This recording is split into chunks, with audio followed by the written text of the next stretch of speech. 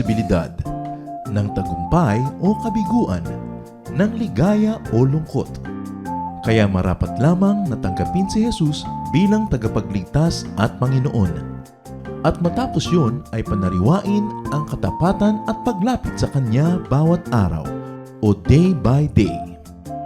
Ang day by day ay naglalayong umalalay sa pang-araw-araw na pamumuhay.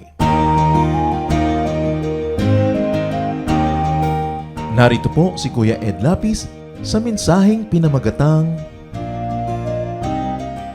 Two Ways Out of Hell.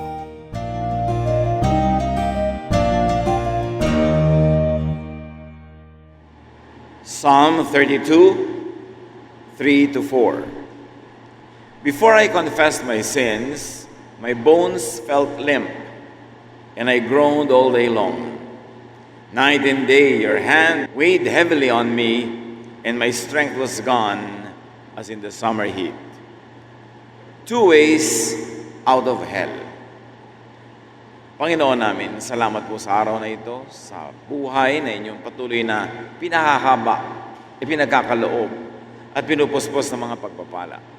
Salamat sa mga lakas na binigay niyo sa aming malampasan ng mga pagsubok, ng mga hirap ng buhay, at sa pag-asa, sa pananalig sa inyo, O Diyos. Linisin niyo nga po kami at gawing karapat-dapat na tumanggap ng inyong liwanag, patnubay, at paggabay. Kayo lang ang maging tunay naming tagapangaral. Tinig niyo ang aming madinig. Lord, let only your truth prevail. Lift up your name. Bless your people. In the name of Jesus, your Son, we pray with thanksgiving. Amen. Two ways out of hell. Dalawang paraan para makalabas sa impyerno. What could you be guilty of? What are you guilty about? Halos lahat ng tao ay merong binabagabag ng budhi. Merong inuukil-kilang konsyensya na nagpapahirap sa ating loob. Nagbibigay ng takot at lungkot. The kind of hell that we will discuss today is not the hell that is conveniently believed as the place of eternal punishment and suffering, but another type of hell, that of a tormented state of mind because of guilt. So ang impyernong ating pag-aaralan ay hindi yung impyernong itinuturo na sa kabilang buhay ay parusahan na lugar para sa mga hindi ligtas, kundi ito yung impyerno sa buhay na ito na dinudulot, dinadala ng budhi na inuusig, pinahihirapan ng sarili. Guilt feelings could also be considered as hell. Mala-impyerno ang nararamdaman ng isang taong inuusig ng budhi, binabagabag, sinisisi, tinatakot. Guilty thoughts torment and hurt people and make them suffer. This could also be considered as hell on earth, hell in this life. Kaya marapat na suriin, ano ba ang umuusig sa ating budhi? Minsan ay isang tinuturing nating kasalanan, napakabigat na nagawa noon na hanggang ngayon ay di pa natin nalilimot o di pa natin nararamdamang tayo ay napatawad na o tayo ay patuloy na nagpaparusa pa sa ating sarili. O kaya ay nandun pero patuloy nating sinisikap na huwag pansinin pero hindi naman umaalis. Narito ang isang dalangin ng isang sobrang nagdurusa dahil sa tinatawag niyang kasalanan ng buhay niya. Psalm 38, 1-8. O Lord, don't punish me in your anger. You have wounded me with your sorrows. You have struck me down. So here, a guilty person presents God and perceives God as someone who gives suffering and agony because he is angry. Ang idinodrawing dito na imahe ng Diyos ay isang Diyos na nagagalit at nagpaparusa sa kanyang mga kinagagalitan. Because of your anger, I am in great pain. My whole body is diseased because of my sins. I am drowning in the flood of my sins. They are burden too heavy to bear. So this is the perception. Sinners suffer and God punishes them. That's why they suffer. Pananaw nung sumulat ng awit na ito. Because I have been foolish, my sores stink and rot. I am bent over, crushed, and I mourn all day long. I am burning with fever and I am near death. I am worn out and utterly crushed. My heart is troubled and I groan with pain. Sobrang hirap ng katawan, nag-aapoy na lagnat, pagdurusa ang nadarama ng taong ito na ang kanyang iniisip ay siya'y pinaparusahan ng Diyos dahil sa kanyang kasalanan. This is hell in one's heart. Mental anguish that cause even physical pain that many religious people suffer from.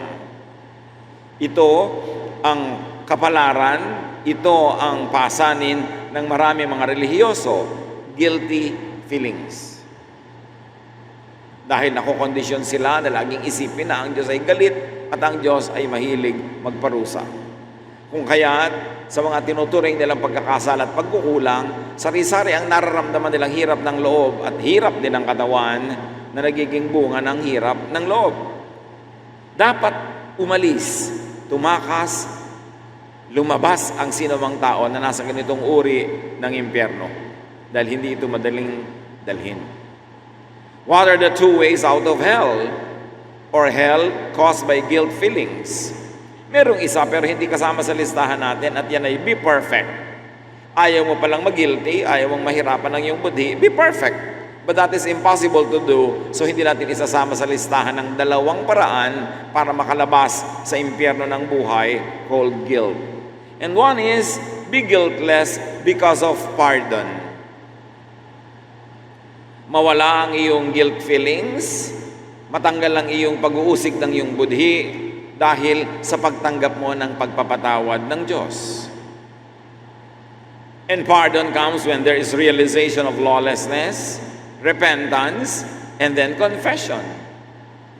Ang isang tao na naniniwala na ang ganitong gawain, ganitong isipin ay pinaparusahan ng Diyos, ay kailangan tanggapin na yun ay kasalanan, pagsisihan, ihingi ng tawad, ibunyag sa Diyos, at siya itatanggap ng pagpapatawad or pardon. One way to get out of that hell is to seek God's pardon. 1 John 1:9, but if we confess our sins to God, He can always be trusted to forgive us and take our sins away.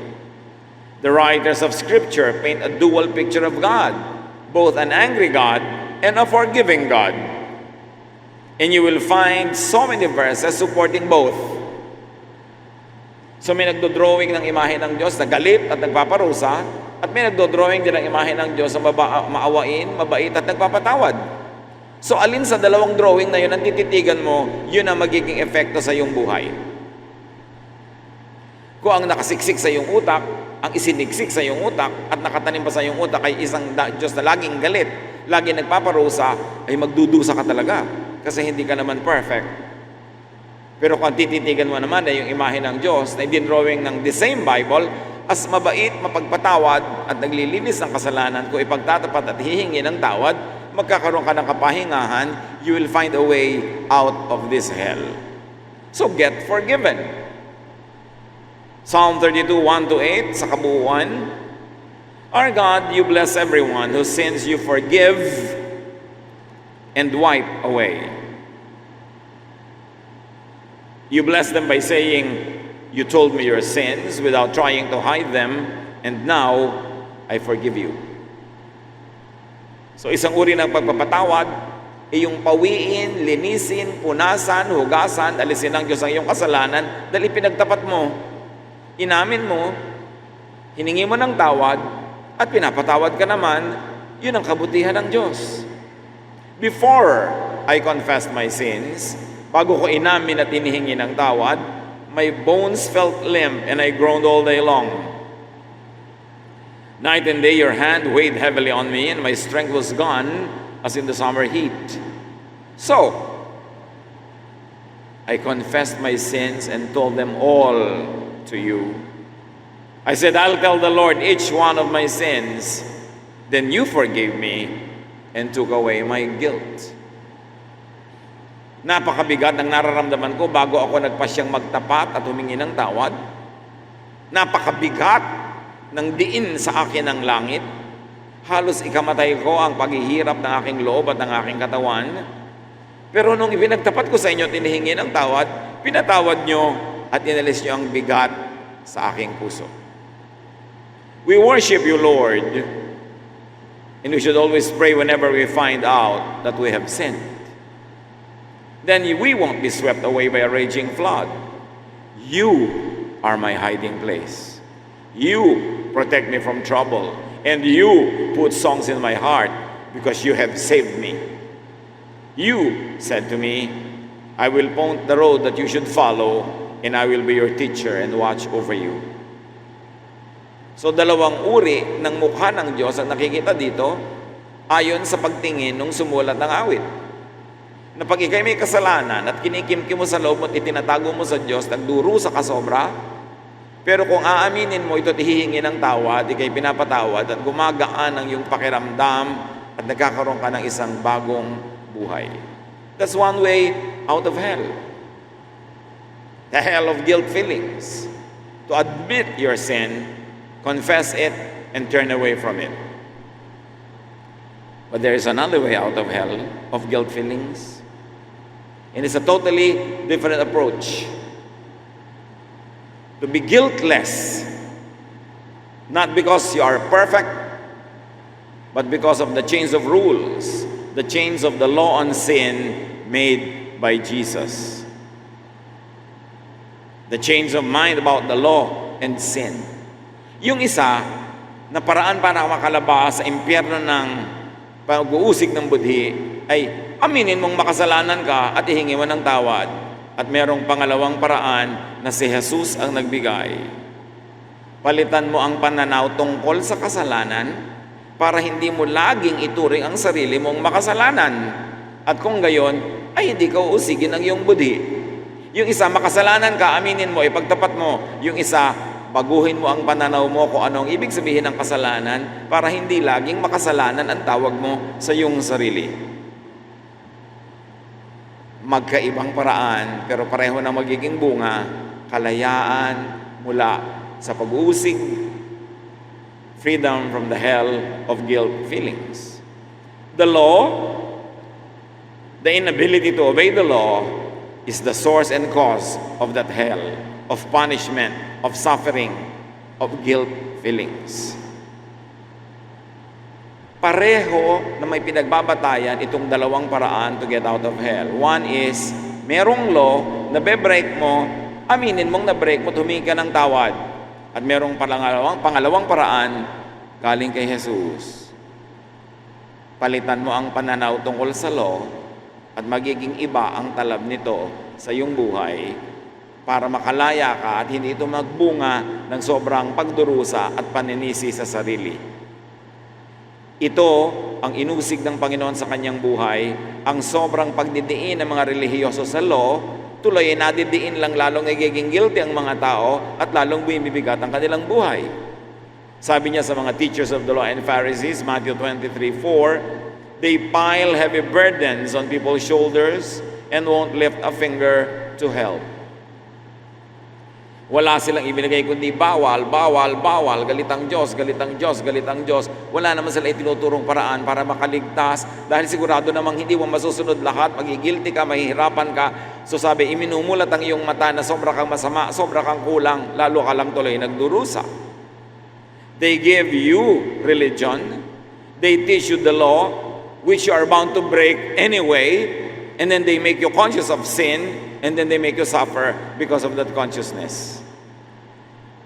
They teach, Romans 4:15, God becomes angry when His law is broken. But where there isn't a law, it cannot be broken. Ito ang pagkakaiba ng pagtuturo ni Jesus. Ang naunang pagtuturo sa Kanya, merong law, nabe-break mo ang law, therefore you're going to hell, therefore you should always be guilty, therefore you should always make sacrifices, kulang at kulang ka. Pero sabi ni Jesus, what if alisin natin lahat ang law, guilty ka pa ba? May law, nagpapahirap sa'yo kasi di mo naman talaga masunod kahit anong gawin mo eh. Kung alisin natin yung law sa equation, ano mangyayari sa'yo? Guilty ka pa ba rin? When one is not religiously conscious, one does not suffer from guilt. Pag may nakalagay na no parking at nag-park ka, dahil wala ka naman ibang maparkan talaga, guilty ka. Pero kung walang karato lang no parking at nag-park ka, guilty ka pa ba? Ito mga kapatid, ang turo ni Jesus. Dahil hanggang ngayon, napakakonting Kristiyano ang nakakaunawa. Jesus abolished the law. Masasya ka mga makikinig dahil ang gusto nila, Jesus plus law. Pero dumating nga si Jesus para yan ay palitan dahil hindi naman masunod. Nagigilty lang lahat ng tao, lumalakas lang tuloy ang relihiyon sa pang-uusig at sa paniningil. Ephesians 2:14-15, Christ gave His own body to destroy the law of Moses with all its rules and commands. Kailangan pa bang i-memorize yan? Kailangan pa ba ng theology para yan maintindihan? Ibinayad ni Jesus ang kanyang sariling buhay para pawalang bisa ang lahat ng law ni Moses. Yet, pagka naging Kristiyano ka, tanggapin mo si Jesus, salvation by faith, at pagkatanggap mo, itatambak nila uli sa iyo ang lahat ng laws of Moses plus the laws invented by the church in the last 2,000 years. Mas bumigat, mas humirap ang buhay, guilty at guilty ka pa rin, bakit pa namatay si Jesus? Ang ending din pala, hirap na hirap ang loob ng lahat. Galatians 3:24-25, in fact, the law was to be our teacher until Christ came. Then we could have faith and be acceptable to God. Okay, may law na talaga, nandyan na yan. Wala na tayong magagawa tungkol dyan. It has been a given. Pero nung dumating si Jesus, wala nang bisa yan. Dahil meron ng pananalig na paraan para maligtas. Pananalig na paraan para maging malinis, hindi dahil performance mo, kundi dahil sa pananalig mo sa performance ni Jesus. Kaya si Jesus ay tagapagligtas. But once a person has learned to live, to have faith, there is no more need to have the law as a teacher.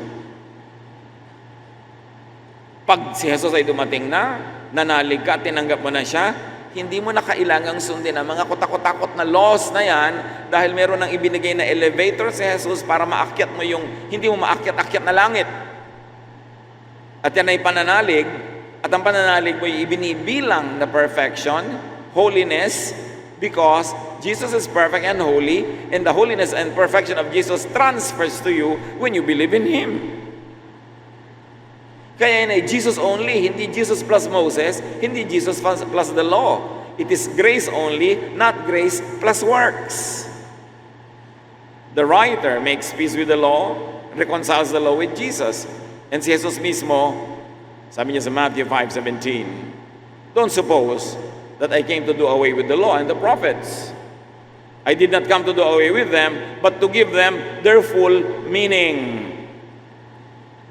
It was a conciliatory approach to his listeners at that time, but nonetheless, it was a death sentence to the law. Sabi ni Jesus, huwag niyo isipin na inalis ko ang law. No. Ibibigay ko sa inyo ang tunay na kahulugan ng law. I-interpret ko sa inyo ang tunay na kahulugan ng law para maintindihan nyo kasi hindi nyo naintindihan. Mali ang application. Sobrang magpahirap, sobrang magpabigat sa buhay, sobrang mag-usig. Jesus abolished the law by fulfilling it. So lahat ng lupit, higpit ng law, tinanggap na niyang parusa sa kanyang sarili. Sige, para na lang umiral yung law. Pero matapos siyang tanggapin ang lahat ng parusa at pahirap ng law, hindi na yun dapat tanggapin ng mga maniniwala sa Kanya dahil yun sila ay ligtas na dahil kay Jesus.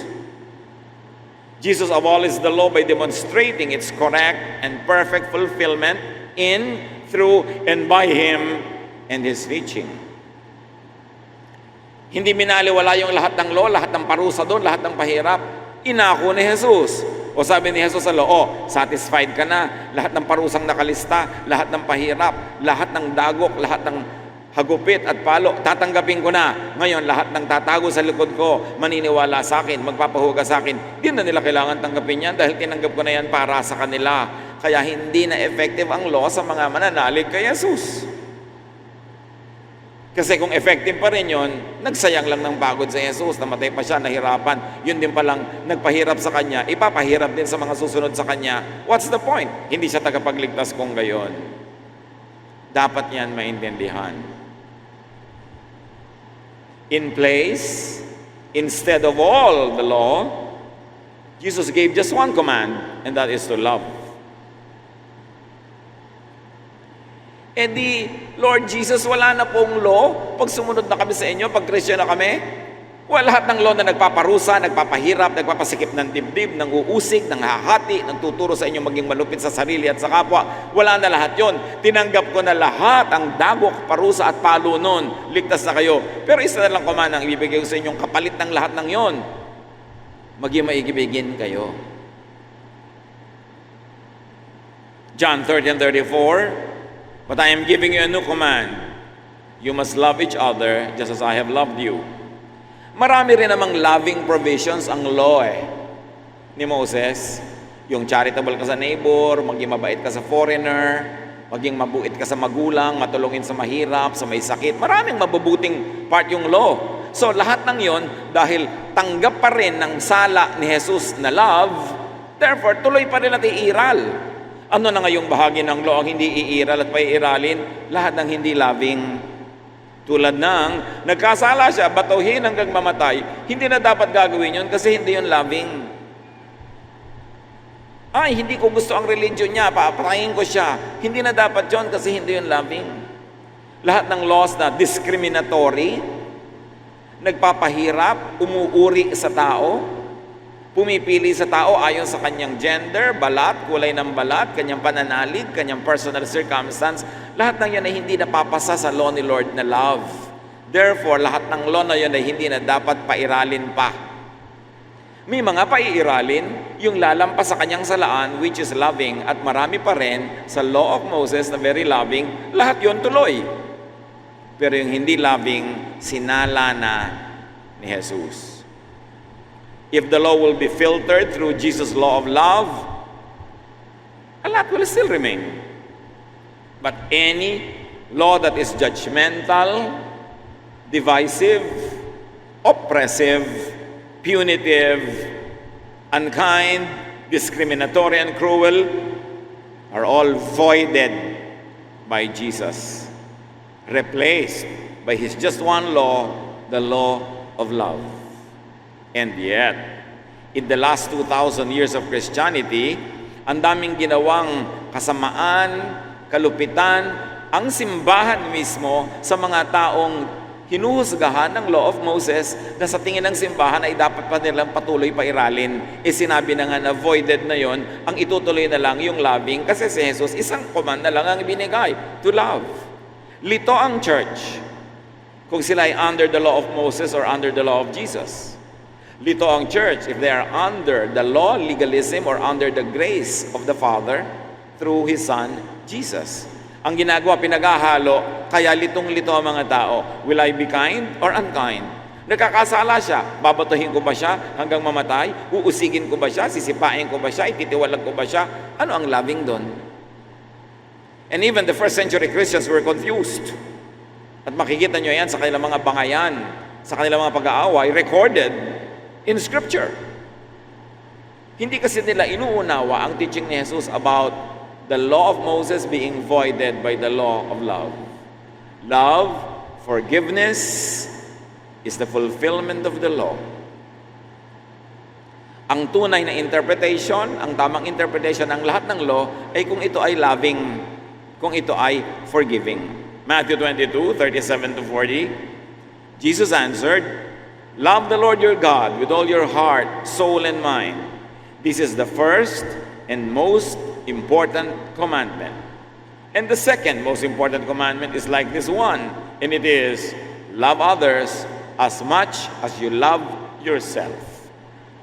All the law of Moses and the books of the prophets are based on these two commandments. Ano yung based? Foundation, doon nakatungtong. So pagka hindi loving of God and others, hindi yun nakatungtong sa tamang dapat tungtungan, dapat yun gumuho. Kaya sabi ni Jesus, do to others as you would have them do to you. And if you like to reverse that, don't do to others what you don't want to be done to you. That is the law of love.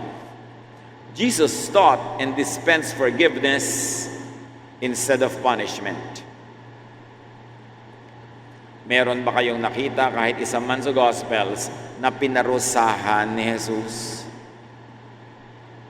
Pinatawad lahat. Tinanggap, minahal, binuo muli, restored, accepted into the fellowship. Wala siyang hinusgahan. Maski yung babaeng babatuhin ng buong bayan, sabi niya, did I accuse you? Neither will I accuse you. Luke 6:37, Jesus said, don't judge others. And God won't judge you. Don't be hard on others, and God won't be hard on you. Forgive others, and God will forgive you. You want out of hell? Let, allow, and help others out first. Gusto mong lumawag ang iyong budhi, paluwagin mo muna ang budhi ng iba. Gusto mong huwag kang usigin, huwag kang mangusig. Gusto mong huwag kang husgahan, huwag kang manghusga. Ganon kasimple ang turo ni Jesus. And yet, maraming tao, nung hindi pa Kristiyano, wala pang dalang Bible, at hindi pa nagiging committed sa church, hindi pa sila judgmental. Kung kailan sinasabing tinanggap si Jesus, sumali sa isang fellowship at nagka-ministry, doon naging judgmental. Nabaligtad. Mabuti pa, hindi na lang sila sumali. Why? And that is why Jesus is Savior from the law and its punishment, from hell or hell guilt feelings. Kaya siya Savior. Romans 10:4, but Christ makes the law no longer necessary for those who become acceptable to God by faith. Tinanggap ka na nga ng God because of your faith in Jesus, hindi mo na kailangan yung law. At huwag mo silang pagsamahin kasi sila'y magkabaligtad. Kung law ang paiiralin mo, law lang lahat, and you will surely be judged. Because when you break one of the laws, you break all. So huwag na lang law. Grace na lang, through faith and forgiveness of God. So kung grace and faith and forgiveness, bakit isisiksik pa uli yung law? Galatians 2:16, but we know that God accepts only those who have faith in Jesus Christ, not those that insist on the law. No one can please God by simply obeying the law. So we put our faith in Christ Jesus, not on the law. And God accepted us because of our faith, not because of our works. Ubod ng linaw, lalo ang Galatians. So we were discussing the two ways out of hell or guilt feelings. One is be guiltless because of being forgiven. And the other one is be guiltless because now you have a new attitude and perception about the law. That you change your mind about the law and sin. The law expired. The law ceased to be in effect when Jesus came. And yet many Christians insist na buhayin muli lahat ng law of Moses at i-apply sa Kristiyano na ligtas na sa pamamagitan ng pagbabayad ni Jesus sa lahat ng sinisingil ng law. When will Christians understand and apply this liberating truth? Galatians 3:19, what then was the purpose of the law? It was added in order to show what wrongdoing is. And it was meant to last until the coming of Abraham's descendant to whom the promise was made. Dapat pagdating ni Kristo, automatically iba na ang saligan ng kaligtasan.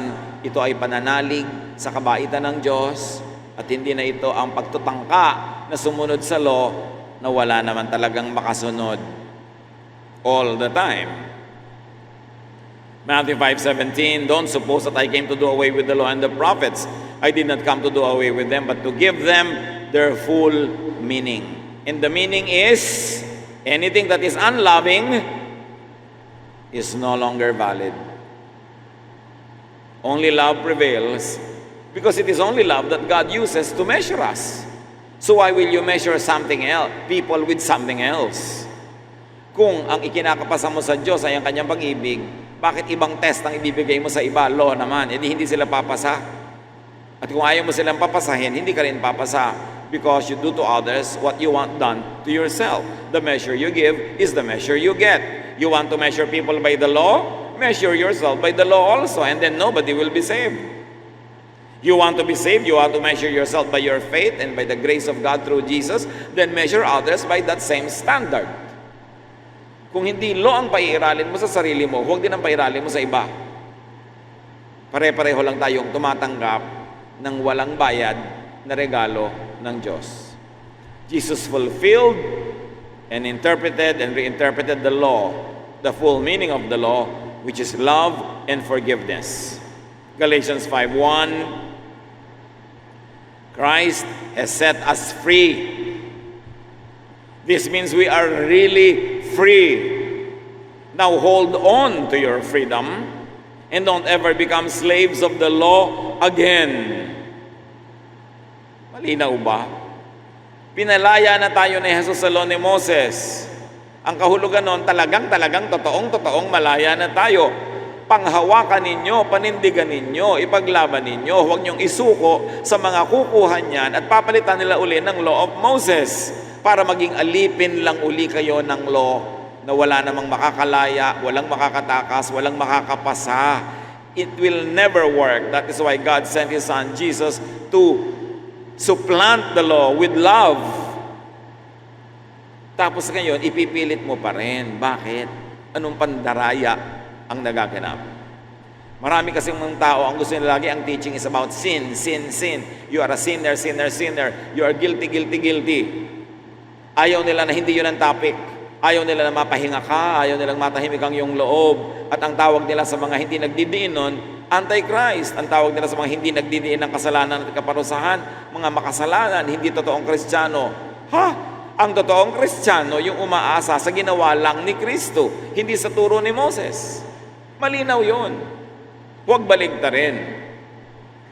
Be free from needless guilt, from needless suffering,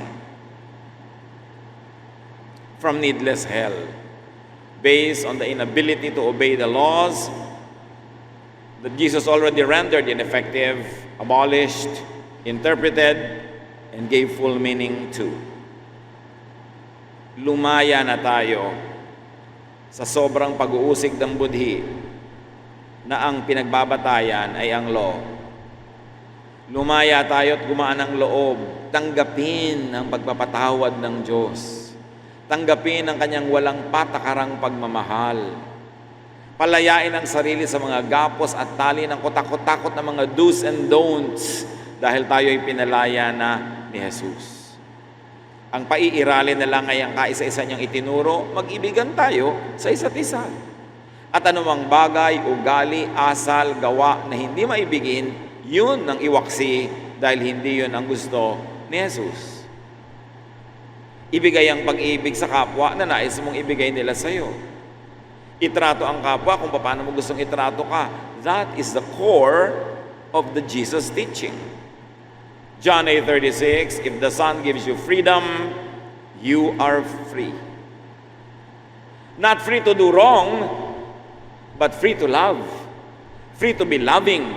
Free to forgive. Yung iba ayaw magpatawad, ay para naan po ako magmumukhang konsentidor, baka magmukha po akong hindi holy pag nagpatawad ako. You are now free to love, free to forgive. Do not worry about your image that you might not look like Moses. You are free not to be like Moses. You are free to be like Jesus.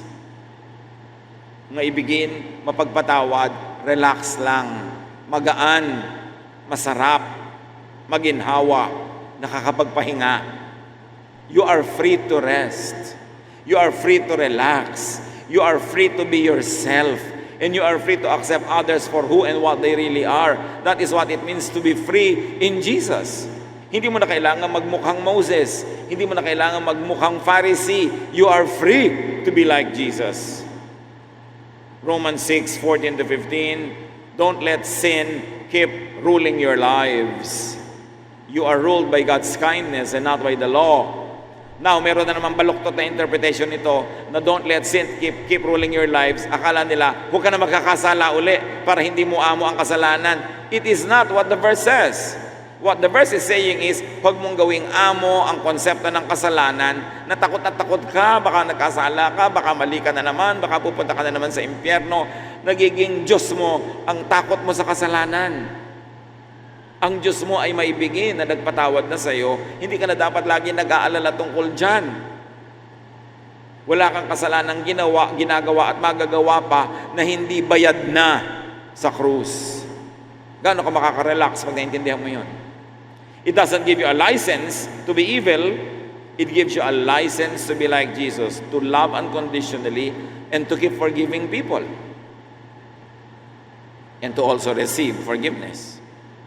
Sabi ni Pedro, how many times will I forgive my brother who sins? Is it 7 times? Sabi ni Jesus, no. Ang konti niyan, 70 times 7. And it's not even 490.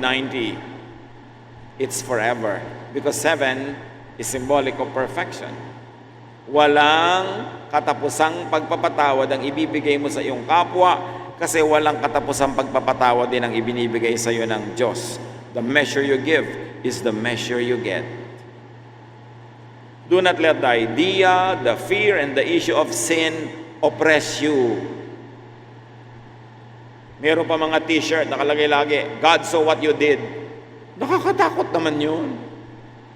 Pero kung isipin mo, God saw the good thing I did, then nakaka-relax. Pero kung laging judgmental, God is always watching, waiting for you to commit an error, that is not the God that Jesus teaches us to love. But a forgiving God.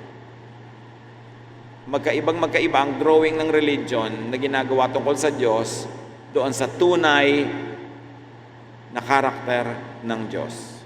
Ipinapanakot lagi ng religion ng Diyos, samantalang si Jesus dinala ang Diyos Ama sa tao para ang tao ay ma-relax, ang tao ay mapahinga, ang tao ay tumanggap ng walang patakarang pagmamahal. Dahil kawawa naman ang tao, lagi nilang inuusig ng iba, inuusig ng sarili. Gulong-gulo tuloy. Suriin niyo mga kapatid, yung isang paraan para tayo lumabas sa impyerno ng guilt is to accept that you're a sinner, therefore you accept that the law is in effect, and when you break it, you're a sinner. And there's another way to think that the law no longer is effective. Therefore, walang nabe-break. Without the law, there would be no disobedience. Tama? Without disobedience, there would be no guilt. Romans 7:7-8. But it was the law that made me know what sin is. Apart from the law, sin is a dead thing. Ang lalim ng pagkaunawa ni Pablo. Sabi niya, kaya ako naman naman may kasalanan dahil ipinagbawal eh. Kung hindi naman ipinagbawal, di hindi kasalanan yan. Kaya kung walang law, walang sin. Dumami lang ang sin kasi dumami ang law. Kaya nga pinalitan na ni Jesus ang lahat ng law of love. E di ang daming sin ang nawala. Without guilt feelings, there would be no hell-like feelings and thoughts. So it all begins with the law. Without the law, there is no sin. Without the concept of sin, there is no guilt. And without guilt feelings, there will be no hell-like feelings. Romans 7:11, sin used this command to trick me, and because of it, I died. Halos namatay ako, ikinamatay ko ang pagsunod yan sa batas na yan, ang takot yan sa batas na yan. Pero sabi ni Pablo, kung wala namang batas, di walang bawal. Kung walang bawal, di wala ako nabe-break, di dapat sana tahimik ang buhay ko. Bakit ako tinambakan ng law? Na hindi ko naman masusunod talaga lahat. Ang magiging bunga, magigilty lang ako, mauusig lang ako, gugulo ang buhay ko, at kayang-kaya akong kontrolin, paikutin at takutin ang relihiyon na siyang may tanging hawak ng susi patungo sa langit, ayon sa kanya. It becomes very manipulative. So the way out of hell is to change of self-judgment, of conviction, and of mind. It's all in the mind. Pag iniisip mong guilty ka, hirap na hirap ang loob mo, hindi ka makadulog. Pero sabi ng iba, bakit po yung mga tao hindi relihiyoso? Parang nag-e-enjoy sa buhay, tahimik na tahimik. And up to a point, it's true, kasi hindi sila oppressed ng katakot-takot na law. Pareho lang naman na lawbreaker yung relihiyoso at saka yung hindi relihiyoso eh. Ang pinagkaiba ng relihiyoso, nakatanim lagi sa utak niya, napaparusahan siya, ay hindi siya tuloy mapakali. Ano ba talaga ang pinagkaiba ng lifestyle mo at ng pinsan mong hindi relihiyoso? Talaga, mas banal ka ba? Yung kaibigan mo na hindi mo kasama sa church, mas mabait ka ba talaga?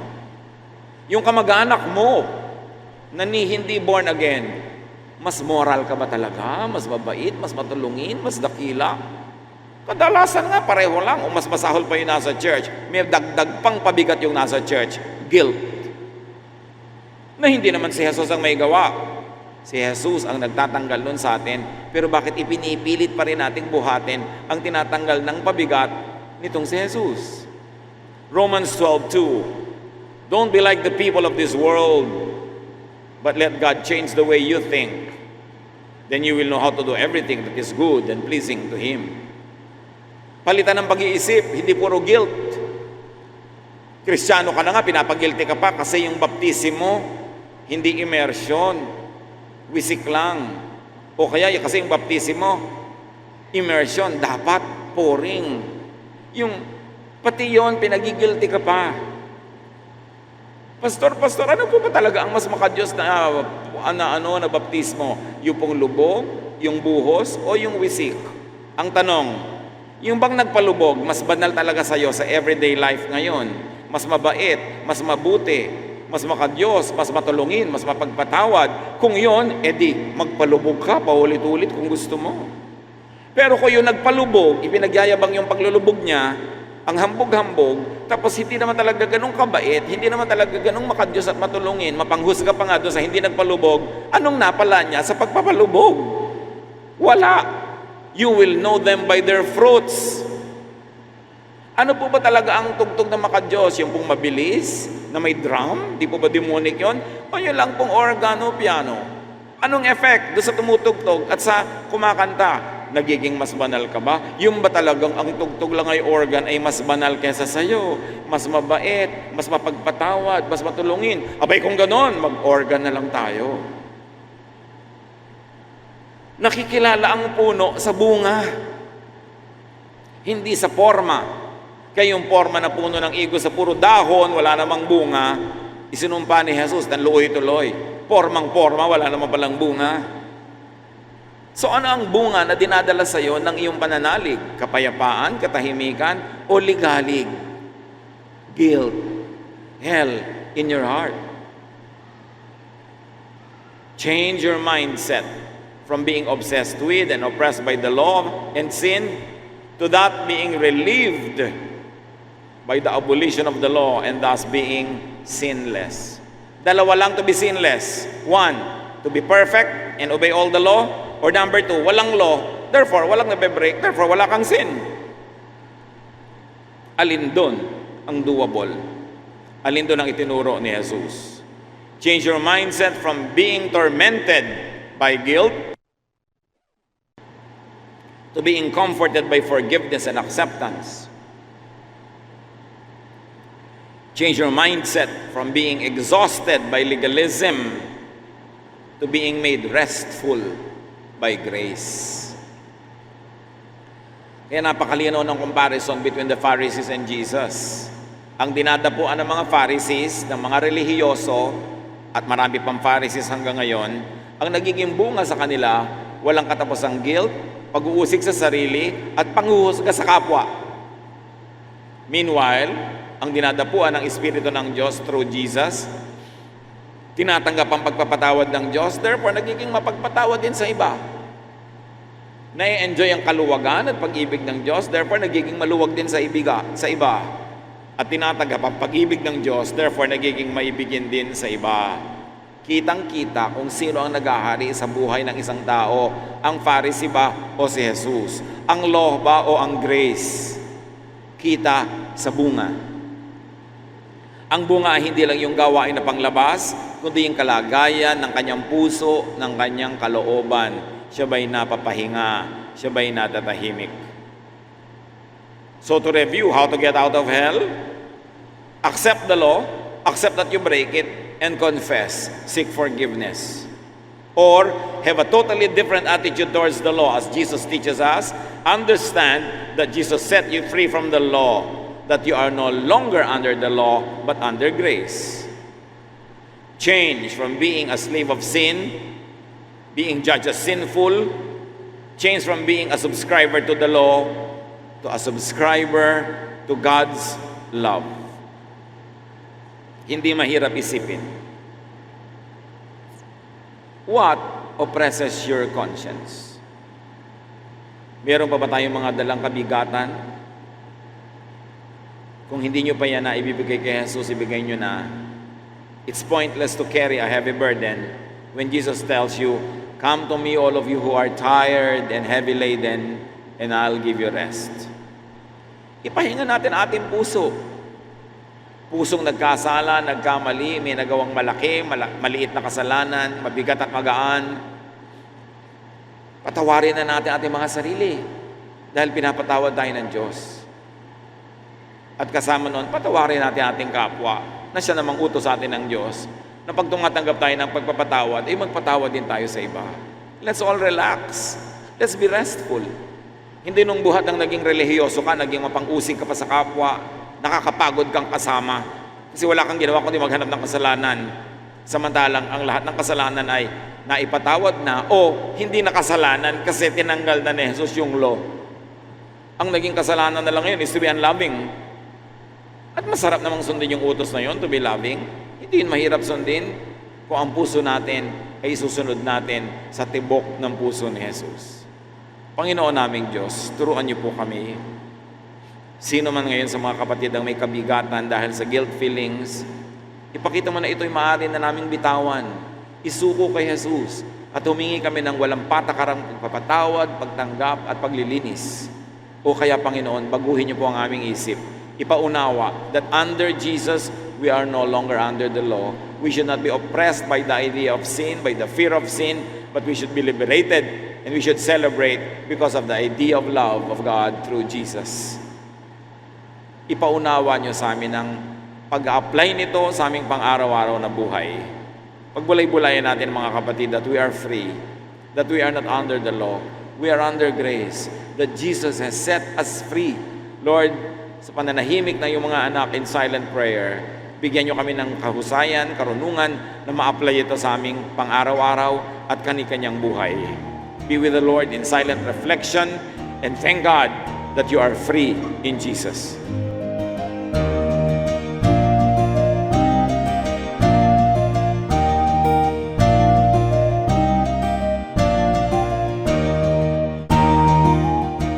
Ang katatapos pong mensahe ni Kuya Ed Lapis ay pinamagatang Two Ways Out of Hell.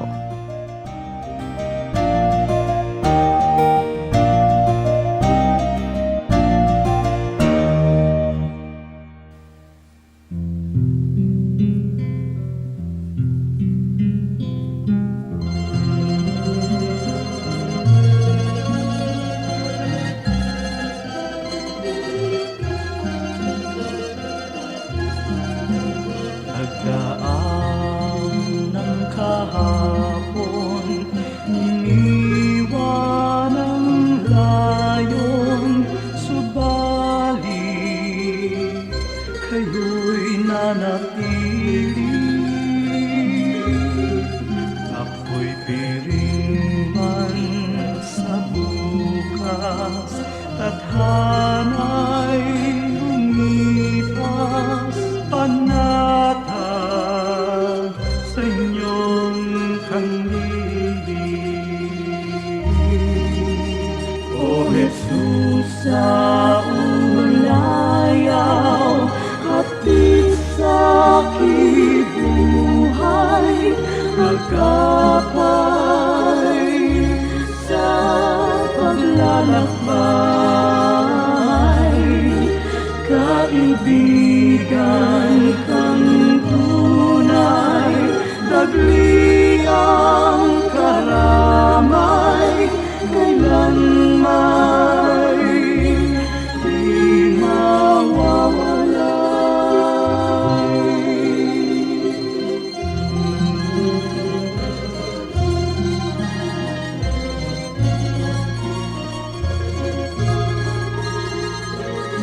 Sa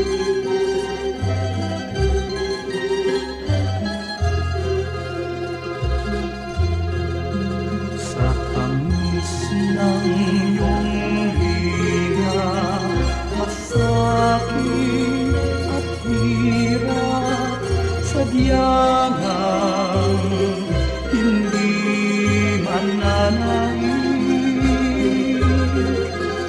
O Jesus, kaulayaw,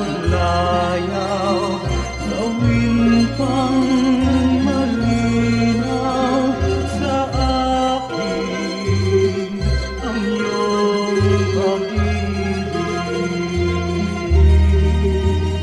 O Jesus, sa ulayaw, hatid sa aking buhay, agapay sa paglalakbay. Kaibigan kang tunay, tagliang karamay, kailanman di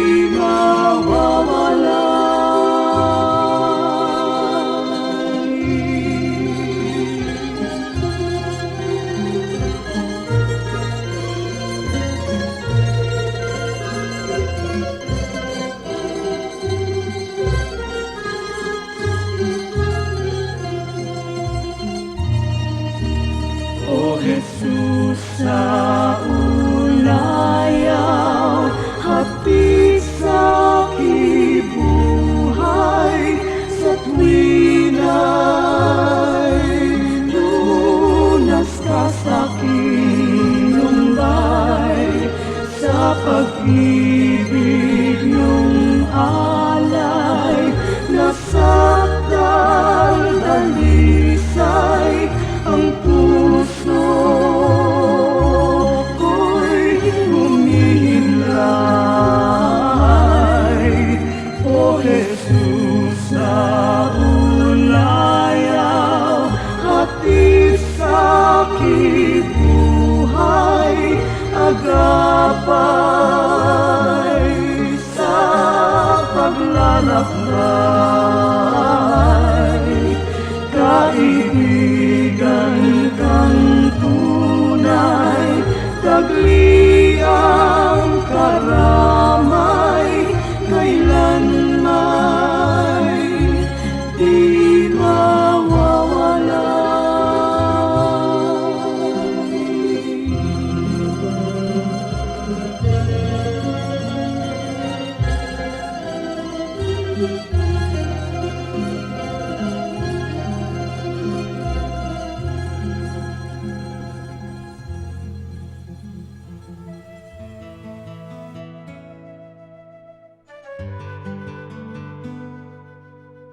Bakit marami sa atin Kastila ang pangalan?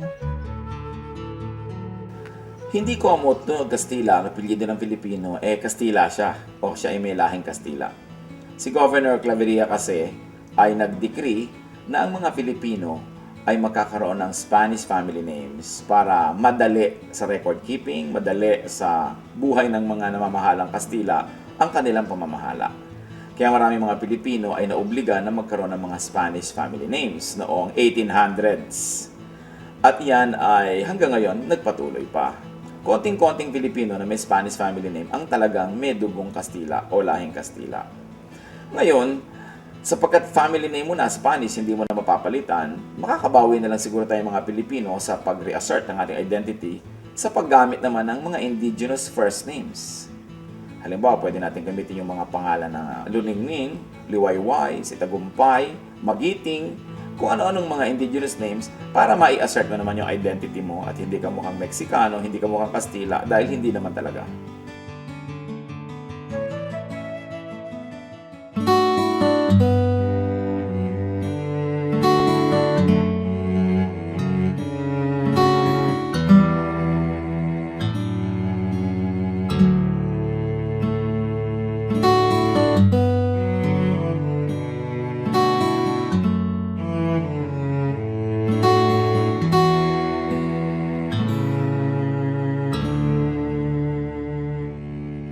aking damdamin di mapalagi at ang isipan ay laging ligaw, di mawawari ang buhay palagi kahit itama ay hindi sapat. Nais kong itama ang lahat, ngunit iabot at di sapat. Jesus, kailangan kita. Jesus, hindi mangangamba. Jesus, pag-ibig niyo'y iba di mapapantayan kahit na sinuman. Jesus, kailangan kita. Jesus, sa'yo'y hindi mangangamba. Jesus, sa piling niyo ako'y laging may pag-asa.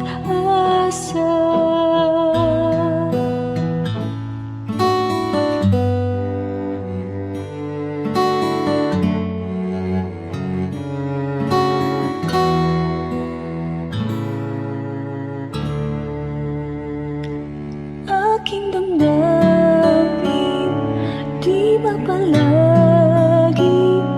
at ang isipan ay laging ligaw, di mawawari ang buhay palagi kahit itama ay hindi sapat. Nais kong itama ang lahat, ngunit iabot at di sapat. Jesus, kailangan kita. Jesus, hindi mangangamba. Jesus, pag-ibig niyo'y iba di mapapantayan kahit na sinuman. Jesus, kailangan kita. Jesus, sa'yo'y hindi mangangamba. Jesus, sa piling niyo ako'y laging may pag-asa. Jesus, kailangan kita. Jesus, hindi mangangamba. Jesus, pag-ibig niyo'y iba di mapapantayan kahit na sinuman. Jesus, kailangan kita. Jesus, sa'yo'y hindi mangangamba. Jesus, sa piling niyo ako'y laging may pag-asa.